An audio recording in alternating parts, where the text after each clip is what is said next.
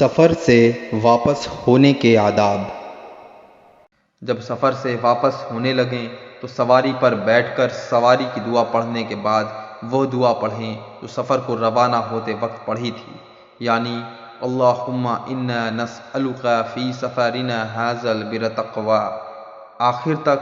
और जब रवाना हो जाएं तो सफ़र की दूसरी दुआओं और मसनून आदाब का ख्याल रखते हुए हर बुलंदी पर अल्लाहु अकबर 3 बार कहें और फिर यह पढ़ें, ला इलाहा इल्लल्लाहु वहदहु ला शरीका लह लहुल मुल्कु व लहुल हम्दु व हुवा अला कुल्लि शैइन क़दीर। आइबून ताइबून आबिदून साजिदून लिरब्बिना हामिदून। सदक़ल्लाहु वअदह व नसर अब्दह व हज़मल अहज़ाब वहदह।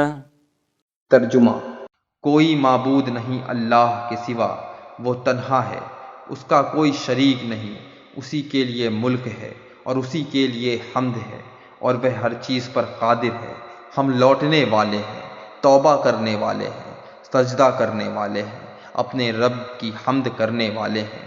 अल्लाह ने अपना वायदा सच्चा कर दिया, अपने बंदे की मदद की और मुखालिफ फ़ौज को हराया। मिशकात।